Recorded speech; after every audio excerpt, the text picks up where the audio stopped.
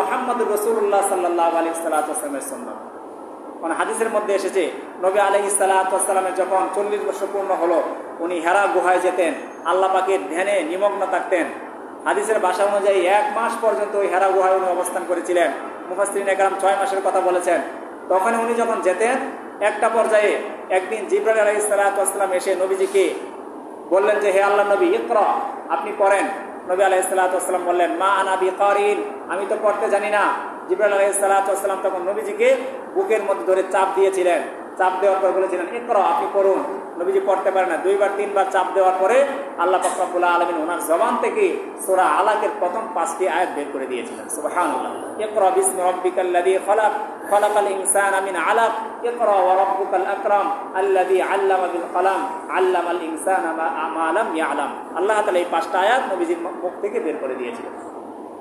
তো নবীজিকে যখন জিবরাইল ফেরেশতা, এত বড় ফেরেশতা, চাপ দিলেন ধরে, উনি তো ভয় পেয়ে গেলেন। উনি এই হেরা গুহা থেকে বাসায় ফিরে আসলেন। আম্মা জান খাদিজা রাদিয়াল্লাহু তাআলা আনহাকে এসে বললেন, জাম্মিলুনি জাম্মিলুনি, হে খাদিজা, তুমি আমাকে চাদর দিয়ে জড়িয়ে ধরো, আমার তো মনে হচ্ছে আমি ধ্বংস হয়ে যাব, আমার তো মনে হচ্ছে আমি হালাক হয়ে যাব, তুমি আমাকে জড়িয়ে ধরো। নবীজির গায়ে জ্বর এসে পড়লো। এই কথা শোনার পরে আম্মা জান খাদিজা রাদিয়াল্লাহু তাআলা আনহা ওনাকে বলেছিলেন, আল্লাহে মা ইয়াখজিকাল্লাহু আবাদা, হে আল্লাহর নবী, আল্লাহ তাআলা কখনো আপনাকে অপমানিত করতে পারে না, ধ্বংস করতে পারে না। কারণ আপনার মধ্যে এরকম 5টা গুণ রয়েছে, যে 5টা গুণ যে কোনো আদম সন্তানের মধ্যে থাকবে তাকে আল্লাহ তাআলা কখনো ধ্বংস করবে না, অপমানিত করবে না। সুবহানাল্লাহ। 1 নম্বর গুণ কি ছিল নবীজির মধ্যে?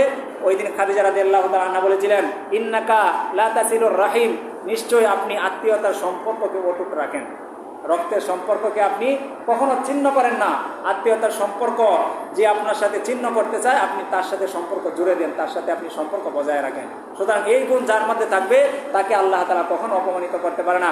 2 নম্বরে খাদিজা রাদিয়াল্লাহু তাআলা আনহা বলেছিলেন, ওয়া তাহমিলুল কাল্লা, যে আল্লাহ পাক রব্বুল আলামিন আপনার মাধ্যমে যে আরেকটা কাজ করেন, সেটা হলো আপনি অসহায়দের দায়িত্ব গ্রহণ করে থাকেন।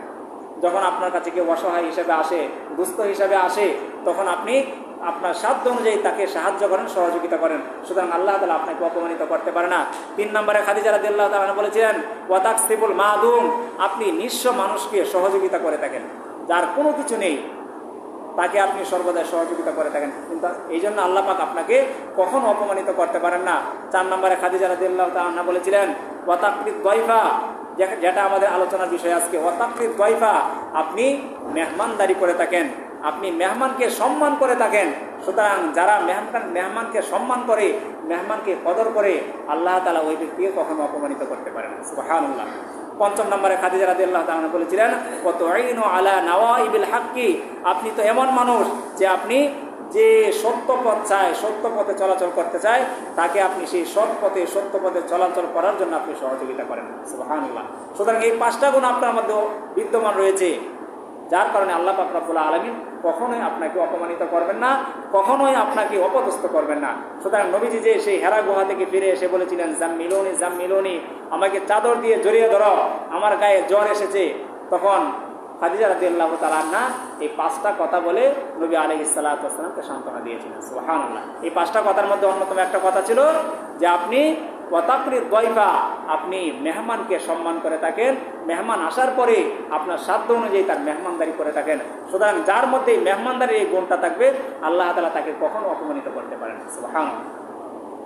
তাহলে মোহতারাম হাজরিন, এই হাদিস দ্বারা আমরা জানলাম যে নবী আলাইহিস সালাতু ওয়াস সালামের একটা সুন্নত ছিল মেহমানদারি করা, আর এটা ছিল আমাদের আলোচনার আজকে